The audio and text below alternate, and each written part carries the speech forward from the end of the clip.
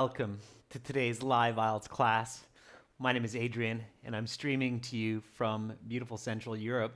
I hope everybody is having a good start to their weekend, staying healthy, staying strong and positive in these challenging times around the world.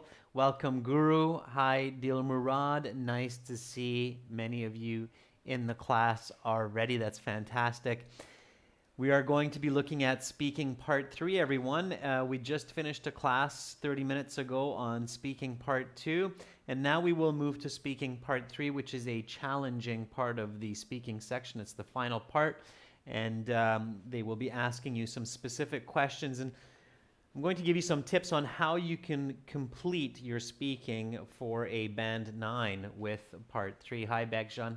Hi, An. Nice to see many of you. Many more of you joining in. This lesson is presented to you by aehelp.com for academic IELTS success. Check us out there. For the general IELTS, visit us at gieltshelp.com. That's generalieltshelp.com. On both of our websites, we have lots and lots of help for you, including for the speaking section. This is our academic IELTS website here with the blue background. You can click that big red button to join the premium package there. And once you join our courses, you have access to book speaking lessons with professionals as well as speaking with other students. So in your My Student account, you have computer-based practice exams, interactive courses, videos, and you have this student partner speaking. And with the student partner speaking, you can do video chat with other users. Right now, you can see there are lots of people in here waiting to practice their speaking. We have Moni in here. We have Akriti, Uzman, Dimitri, and they are all waiting for people to connect with them and to speak. So all you need to do when you get there is just ping them, send them a text message, say, hey, I'd like to practice some IELTS speaking. Are you available? They'll ping you back, and then away you go. You can video chat or audio chat. Of course, when you're using this, members, just be really careful, and viewers, just be really careful not to share any personal information, okay? So again, this is from our website in your My Student account, Student Partner Speaking. It's available for everyone. And you have that on the general IELTS website as well at gieltshelp.com. You can click that big red button and you can join, and then you can find students to talk with. Lots of people use these. It's absolutely free to speak with other students. Okay, so I'm always encouraging you to do that. All right. And of course, we have apps as well. Our apps link to our websites. You can download and link General IELTS Help to gieltshelp.com, and you can install from Google Play or Apple App Store Academic IELTS Help and link it to aehelp.com for a really great learning experience. If you have questions, send me an email to adrian@aehelp.com, and I will gladly answer any questions you have about the IELTS or our products. We're British Council Registration Center partners. I'm now a certified associate British Council agent as well, so just send me your questions, okay?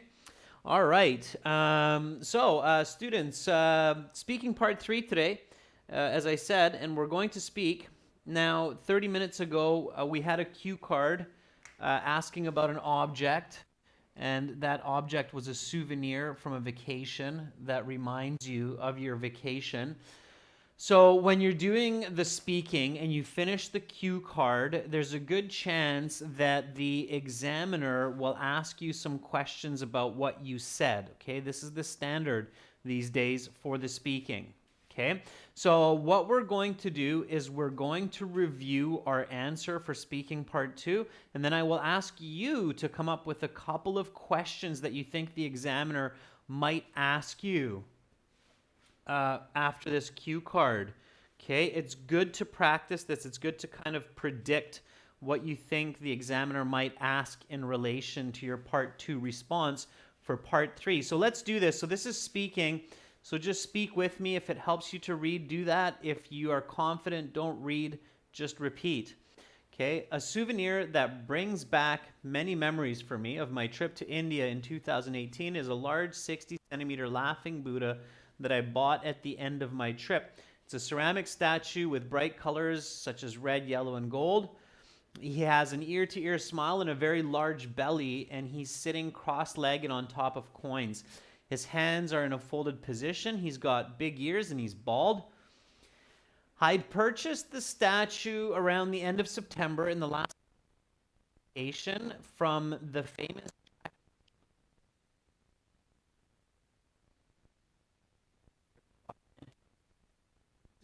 and a friendly salesman, Abhishek, sold me this Buddha at a very nice price after bargaining, of course, for a while.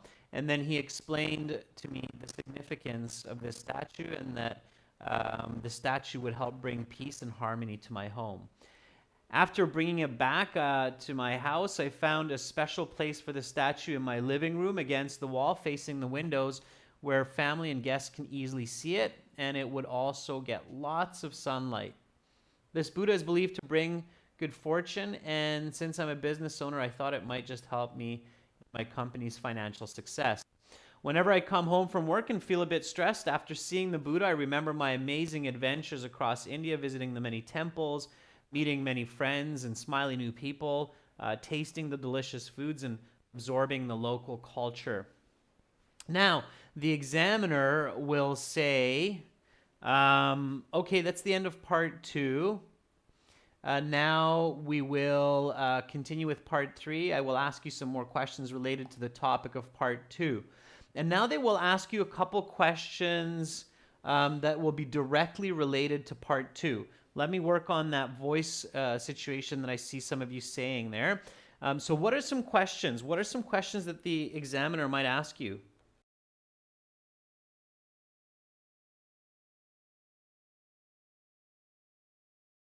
Okay, so Carolina says, how did you get this statue to your home? Yeah, okay, because it's big, right? We said it's 60 centimeters. So how, they might ask you, how did you get this large statue safely back to your home all the way from India? Okay, very good. Yeah, absolutely, Carolina. They might ask you a question like that. Okay, good. Thanks, Rajveer, for confirming that. Okay. All right, so before I look at some other questions, let's think about an answer for this one. So how did you get this large statue safely back to your home all the way from India? Okay. There'll be some useful vocabulary here as well. Ayush, I don't think they'll ask you what do you think of when you see the statue because you answered that. Romaine says, do you believe in spirituality or spiritual dimensions of physical objects? Sure, Romaine, they might ask you that. Although IELTS stays away from religious and spiritual questions, Romaine, so they probably wouldn't ask you that one. Okay, IELTS usually will stay away from spiritual or religious questions just because they're sensitive topics. So I don't actually think they will ask you that, Romaine. Okay, the instructors are told not to go into politics and religion. Okay. So here, let's try to answer this question. This one was a good one from Carolina. How did you get this large statue safely back to your home? I would be asking that question. So Victor says, I packed this product in a special box to keep it safe.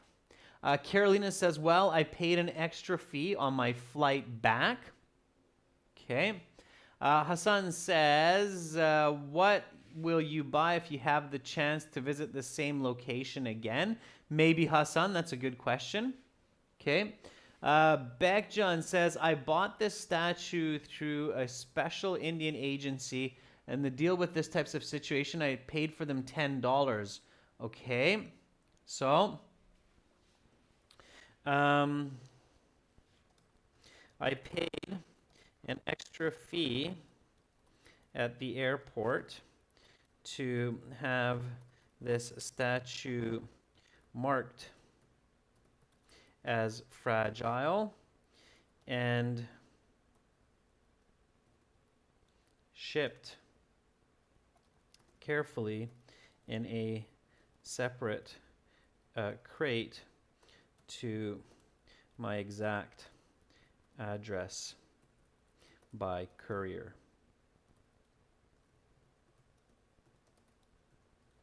Okay, so that could be an answer. Again, be ready for this, students. So this is the way they do the IELTS speaking now, is when you say your part 2, they will ask you a couple questions exactly about what you said to make sure that you're being original and you're using your maximum English skills, okay? So how did you get this large statue safely back to your home all the way from India? I paid an extra fee at the airport to have this statue marked as fragile and shipped carefully in a separate crate to my exact address by courier. Okay. Again, remember to repeat. And if you see new words, or if I remind you of words like fragile, make sure to mark those down. Okay, what other questions might they ask? So Mohit says, can you buy such souvenirs in your locality too? Yeah, they might ask you that, okay? Especially with Buddha statues, we see those all over the world. So that's a good question, Mohit. Perhaps they will, okay? So Mohit says, can you buy such souvenirs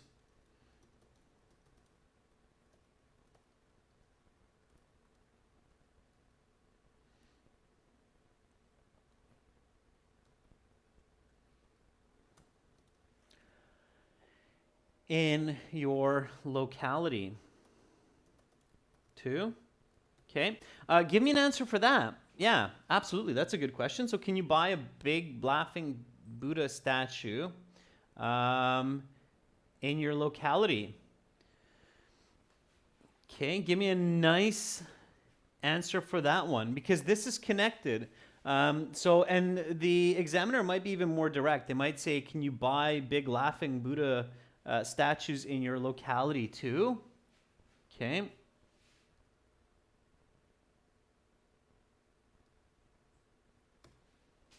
So again, here you want to be quick. You need to show fluency. So when the examiner is asking you about what you said in part 2, you can't just kind of freeze and be like, you have to be able to speak quickly. Okay. Naman says, why did you purchase only that one souvenir? Okay, Naman, that might be a good question as well. Try to answer this one. Okay. MD, did you bargain with the shopkeeper? They wouldn't ask that because you said that you bargained with the shopkeeper. So Carolina says, no, not really. I haven't seen that statue in Buenos Aires. That's why I bought it in India. Okay, good. So maybe you want to add to that a little bit more, Carolina, especially if it's a negative answer. Okay. Joseph says, I believe I saw one in a Jack and Jones shop around here. Yeah, Joseph, I think that's because you're in India, okay? But imagine that you're not in India for this question, of course. So, no, not really. Although there are shops that sell Buddha statues around Buenos Aires. I'll have to look back at Carolina's spelling here for Buenos Aires. Yeah, Buenos Aires in Argentina. So not really. Although there are shops that sell Buddha statues around Buenos Aires, I've never quite seen one like this. Especially this big. Most of the ones around here are just cheap Chinese replicas, as where this is quite unique and expensive. Okay, so you're always showing fluency, right?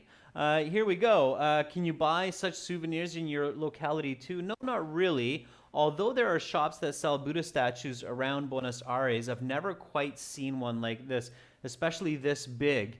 Most of the ones around here are just cheap Chinese replicas, as where this is quite unique and expensive. Okay, you might even say the craftsmanship is exquisite. All right. So lots of questions that they might ask following your part 2. I guarantee you that they're going to ask you at least a couple, and then they will get into some more questions. So then the examiner will say, okay, let's talk about souvenirs. All right. So again, remember students, for part 2, when you're practicing this before your exam and you're doing this with partners, come up with some follow-up questions after part 2. Is everybody clear on that? Can you guys give me some thumbs up and say, yeah, I got it, and I'm going to practice that? Because you don't want to be surprised. You want to expect this, and you want to practice the questions that you can expect. So don't just practice the answers, but practice the questions with each other in your classrooms with your speaking partners. Okay, so make sure to include that in your practice. I'll make a note of that for you as well, and you'll do a lot better. Okay, so make sure to practice both asking and answering questions after part 2 directly. So not indirectly, but directly about the part 2 response. So here the questions would be about India, the Buddha statue. Okay, I see lots of thumbs up and saying, yeah, I got it. Okay, Harsh says, yes, I practice in this way. That's fantastic. Okay, it's really important. All right. Okay, so now the examiner will say, let's talk about souvenirs. And then they'll say, what are some common souvenirs found at most tourist destinations? Okay, they won't ask you the why yet. That will be a follow-up question. Here they will ask, what are common souvenirs found at most tourist destinations? So give me a nice answer. Try to paraphrase common. A word that should come to mind immediately is maybe popular. So popular, souvenirs. Souvenirs are gifts or items, merchandise. Okay.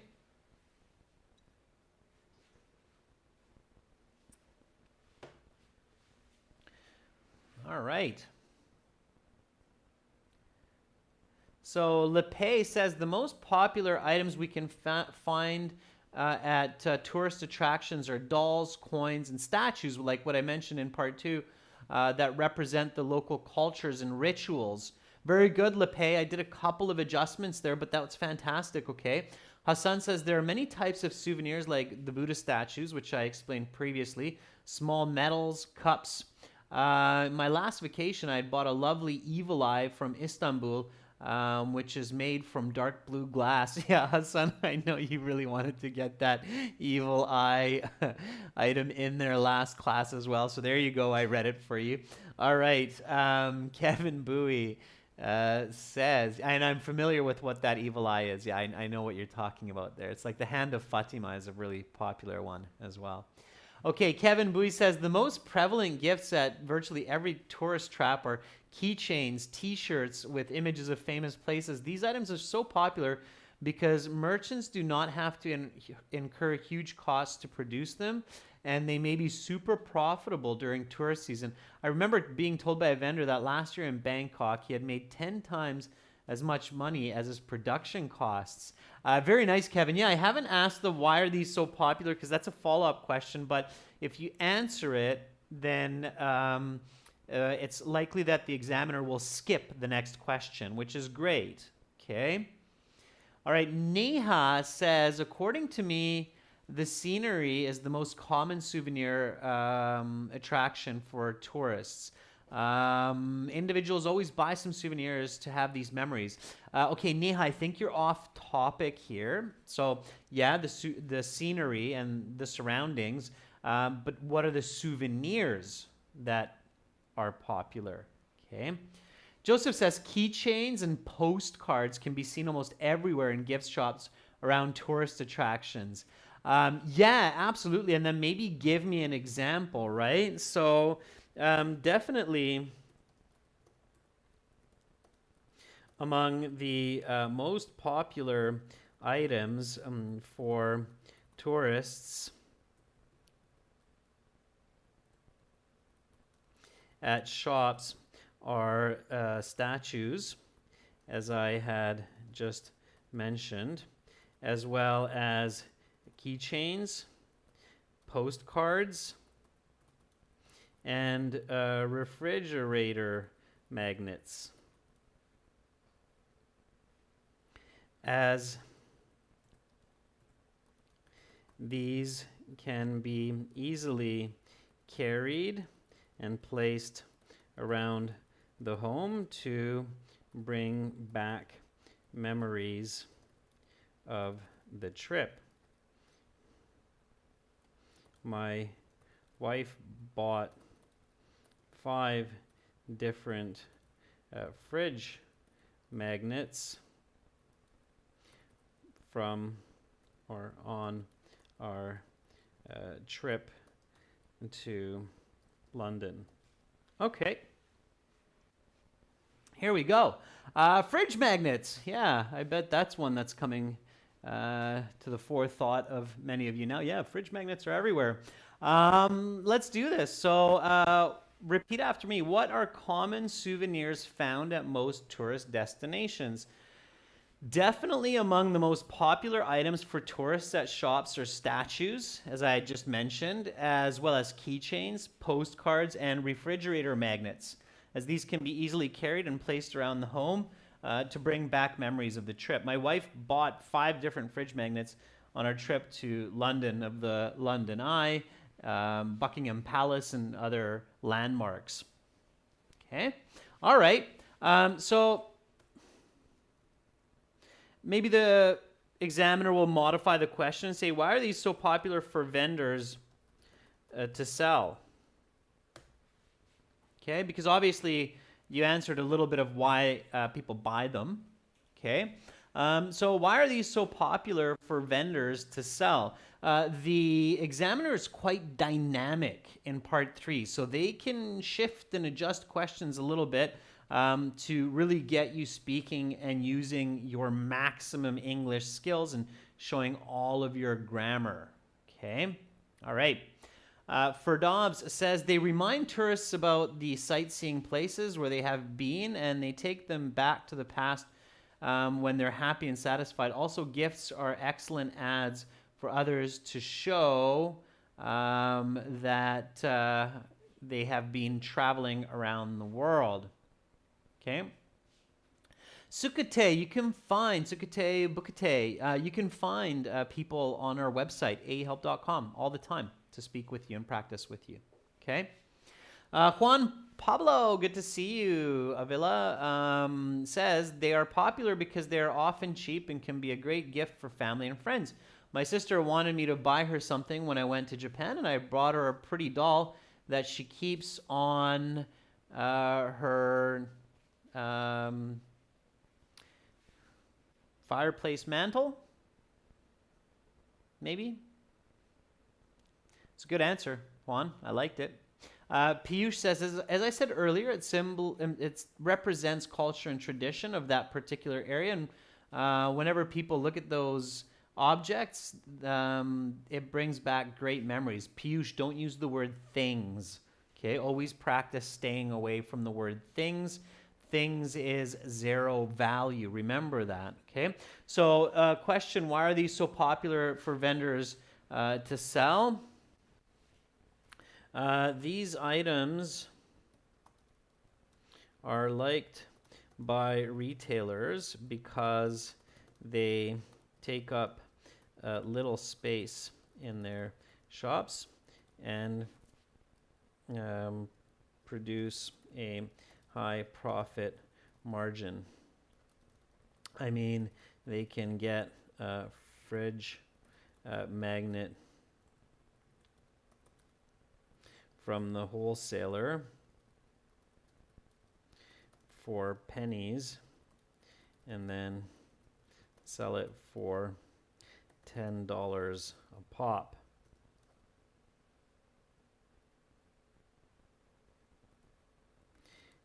As well. And tourists don't have much trouble putting them in their luggage and buying them for friends and family. As gifts to take back home. Okay. All right. So here we go. Repeat after me. Why are these so popular for vendors to sell? These items are liked by retailers because they take up little space in their shops and produce a high profit margin. I mean, they can get a fridge magnet from the wholesaler for pennies and then sell it for $10 a pop. As well, tourists don't have much trouble putting them in their luggage and buying them for friends and family as gifts to take back home. Okay? All right, make sure to repeat, right? So this is a speaking class. It's not a listening class. So be sure to speak and repeat as much as possible. Okay? All right. Let's keep going. Okay? You're showing your maximum fluency and your language. Stay focused here. Stay focused, everyone. So next question. And you have these sometimes where it starts with a statement and then it's followed by a question. Okay? So some souvenirs are very expensive while many are quite cheap. What is usually the difference between these items? Okay, give me a nice full sentence answer for this one. So some souvenirs can be quite expensive while many of them are quite cheap. Why is there this difference?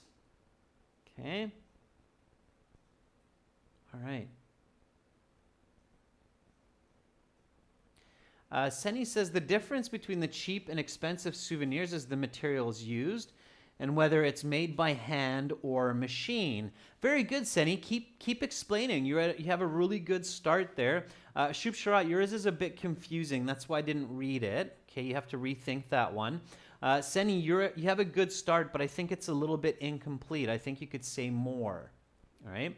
Bekjan says these objects are widespread among tourists because they are cheap to make and easy to carry around to different places. Okay, so Bekjan, you're answering the previous question. Let's get to this one here.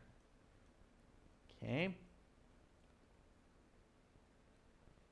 An says, I think the major difference between those objects are quality and the effort that has been put into them.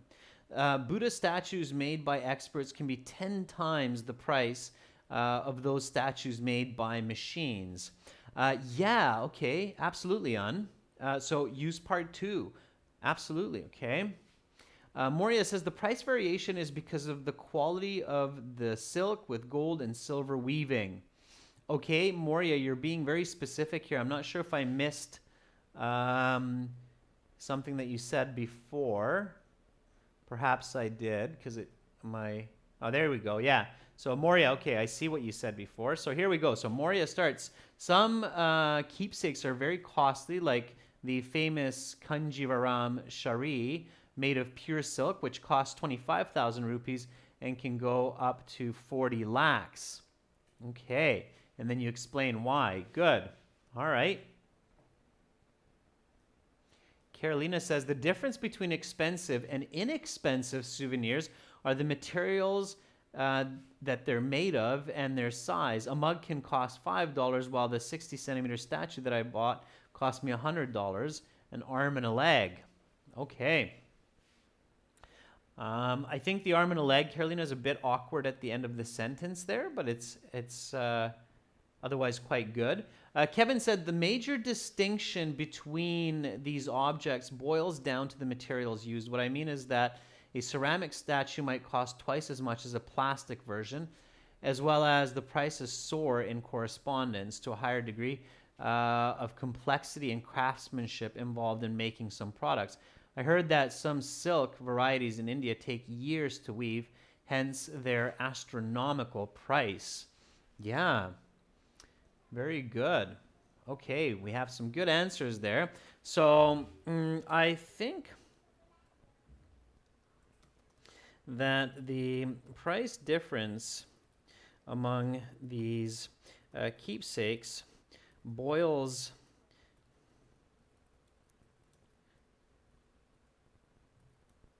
down to the materials and effort that goes into them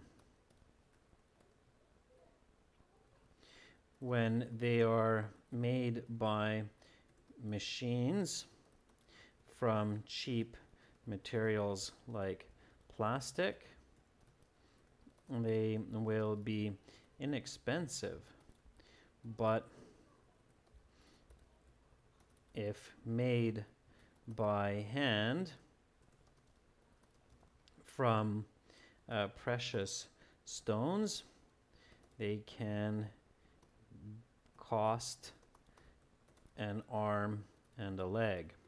I saw a jade Buddha in China that was carved by a master craftsman, and it cost 100,000 US dollars. Okay, all right.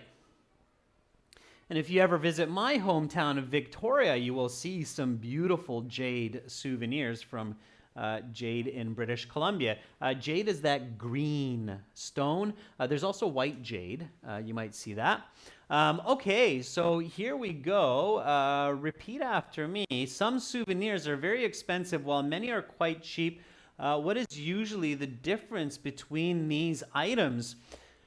I think that the price difference among these keepsakes boils down to the materials and effort that goes into them. When they are made by machines from cheap materials like plastic, they will be inexpensive. But if made by hand from precious stones, they can cost an arm and a leg.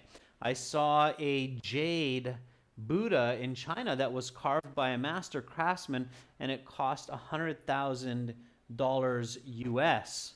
Okay, so here I used a few of your responses and put them together. So one of you clearly used the word keepsake, and accurately. A keepsake is a souvenir. So it's an item that you keep that helps to remind you of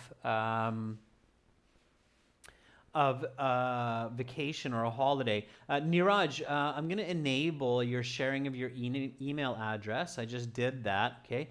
Students, when you meet up with each other to practice your speaking, just make sure to not share personal information with each other. Be really careful, okay? Keep your personal information safe, all right? That's just important, all right? Okay, so keepsake boils down to, okay? Boil down. You boil water, okay, and you can boil, for example, fruit juice or fruit pulp, and if you boil it down, you'll end up with kind of like a jam, okay? So it means to concentrate, when you concentrate it, okay? So boil down is a phrasal verb. It's an idiomatic expression, okay? So it boils down to, it means that it is concentrated. It's about the materials and the effort that goes into them, okay? That's invested. Goes into them means invested. When they're made by machines from cheap materials like plastic, they will be inexpensive. So another way to say cheap is inexpensive. Carolina, you use that paraphrasing well, okay? Also, cost an arm and a leg means to be really expensive. When we say cost an arm and a leg, we usually don't include the quantitative price. So we won't say $50,000 costs an arm and a leg. We'll just say it costs an arm and a leg. Okay? All right. Good job. So let's keep going here. Let's go to the next question. This is a good one. Let's read it out. Listen to it. Repeat it. Say it.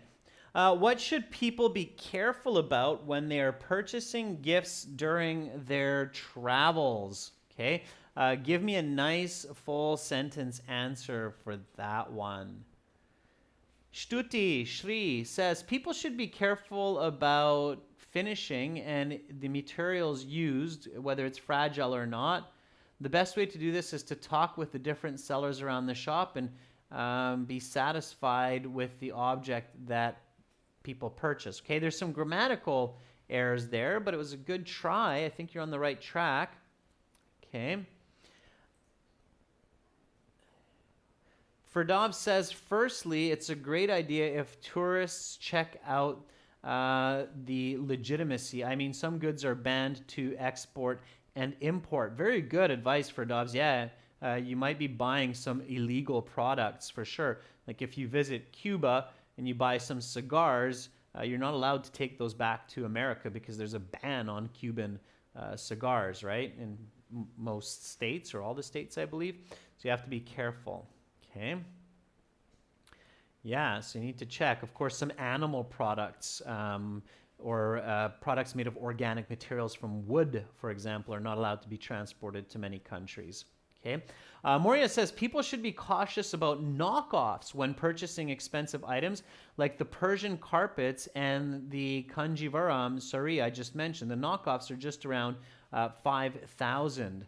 Very good, Moria. Yeah, absolutely. So counterfeit products, also known as knockoffs. That's very, very good advice.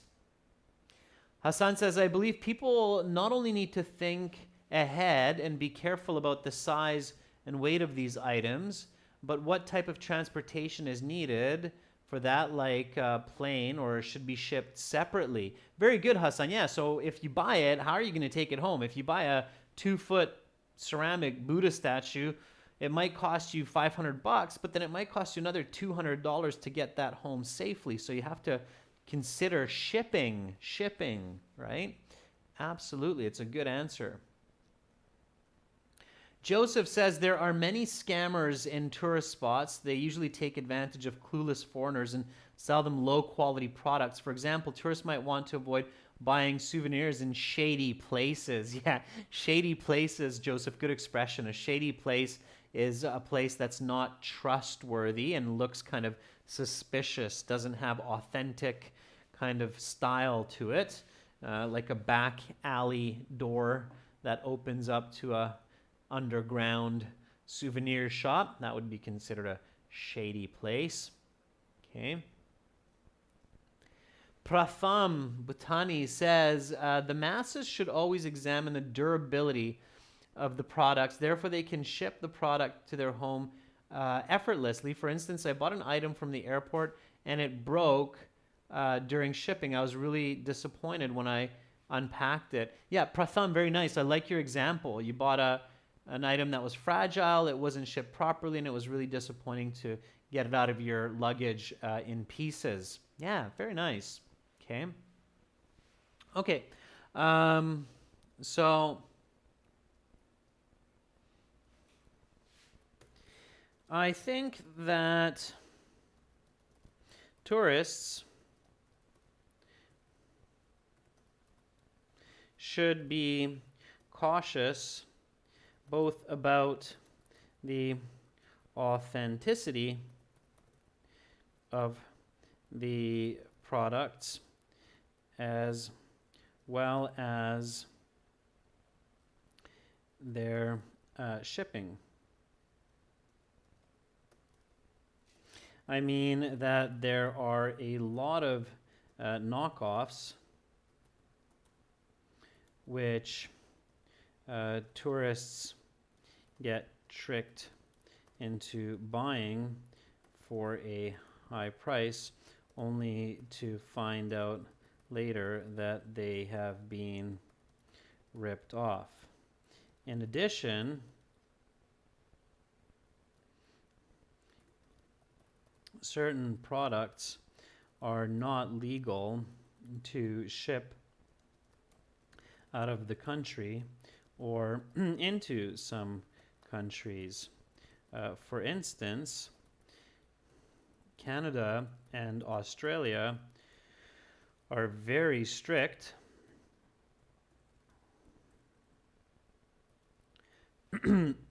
strict about wood products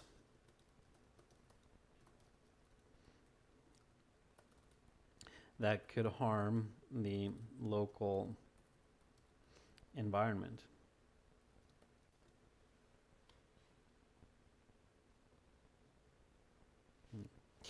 Okay.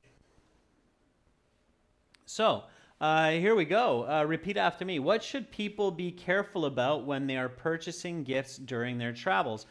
I think that tourists should be cautious both about the authenticity of the products as well as their shipping. I mean, there are a lot of knockoffs which tourists get tricked into buying for a high price only to find out later that they have been ripped off. In addition, certain products are not legal to ship out of the country or into some countries. For instance, Canada and Australia are very strict about wood products that could harm the local environment.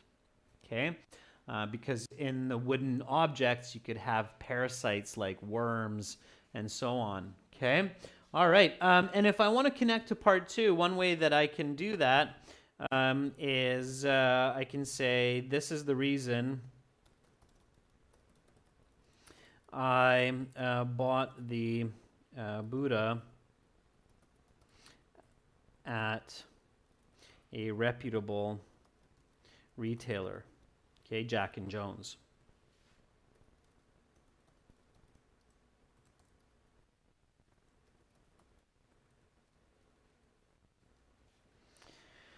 All right.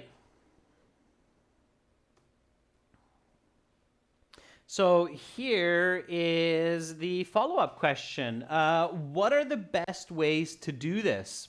So what are the best ways to do this? In this sense, what the examiner is asking is, what are the best ways to pay attention to this? So they might adjust it a little bit. What are the best ways to pay attention to these? Okay. So again, part three is full of these follow-up questions. Make sure that you're ready for it. Okay.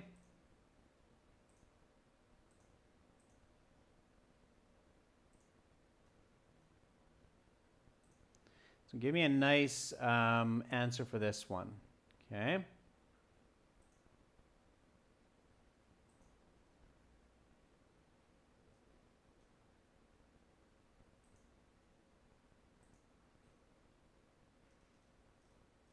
All right.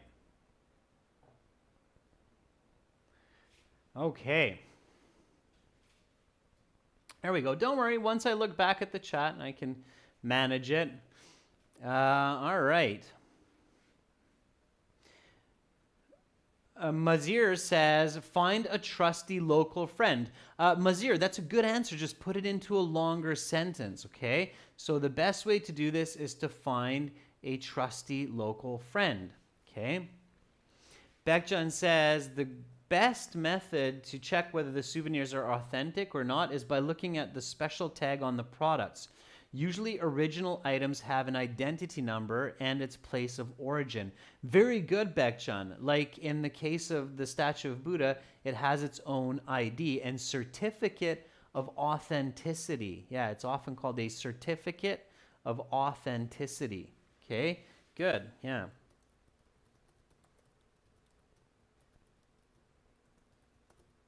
No, it's not bulletproof, but it's better than nothing.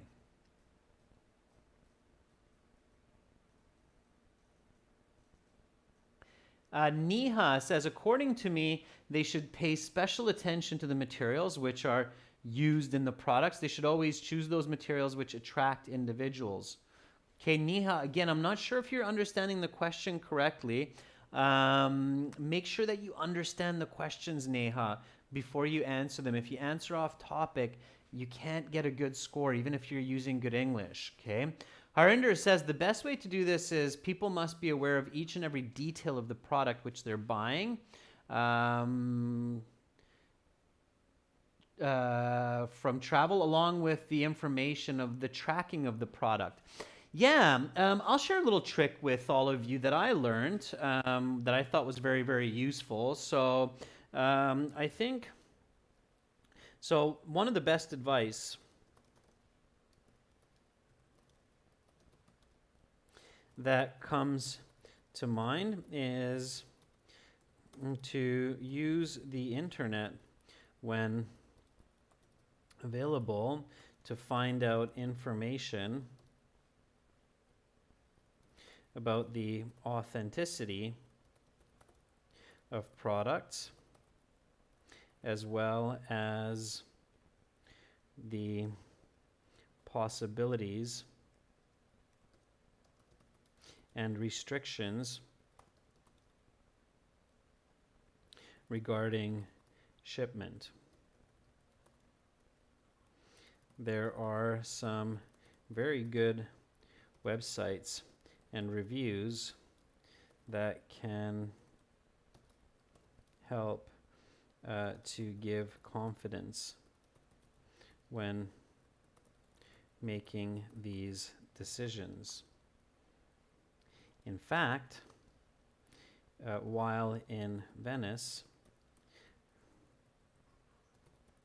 Italy, I learned that of the many stores and vendors that sell masks, there are actually only 3 true local shops where masks are produced by Italian craftsmen and women. Okay, and that's a true story. You can buy masks in well over 100 places in Venice, but only 3 of them are actually authentic. 3 or 4, I can't remember. You'll have to research on Google, but I did find them, and I have them, and they're expensive masks, but they're authentic. Here we go. So one of the best advice that comes to mind is to use the internet when available to find out information about the authenticity of products, as well as the possibilities and restrictions regarding shipment. There are some very good websites and reviews that can help to give confidence when making these decisions. In fact, while in Venice, Italy, I learned that of the many stores and vendors that sell masks, there are actually only 3 true local shops where masks are produced by Italian craftsmen and craftswomen. Okay, I'm purposefully saying this at a fairly nice high speed, just so that you can practice your fluency, okay? That's always what you want to do. So you want to practice your fluency. Students, keep the chat in English, okay? It's really important so that everybody can communicate with each other. We have a very international group of people, okay? Kawal, absolutely, tour guides can help too. Okay, so that's a good answer. Here I have a couple more questions for you that you can practice on your own and with your partners on the websites. Okay, let's talk about decorating the home. If a person wants their home to look beautiful, what should they pay special attention to? Can you elaborate? And one more question. What are common decorations that many people put around their home? Can you think of any uncommon decorations that may ornate the home? Okay, so practice those questions. Go to the website, aehelp.com for academic IELTS, gltshelp.com for general. You can find other students there. Next class, as usual, is on Wednesday, the 11th, at this time. Speaking part 1. I will be posting that later today. 8th to 10th, so Sunday, Monday, Tuesday, no classes. Have a great start to your week, everyone. You're very welcome. Fantastic participation. I was really loving your answers and your suggestions and your sharing. That's fantastic. Keep up the good work, everyone. Stay strong, stay healthy, get vitamins in you. Much love to all of you, and a wonderful rest of your weekend. I'm Adrian, signing out from Europe. Bye for now.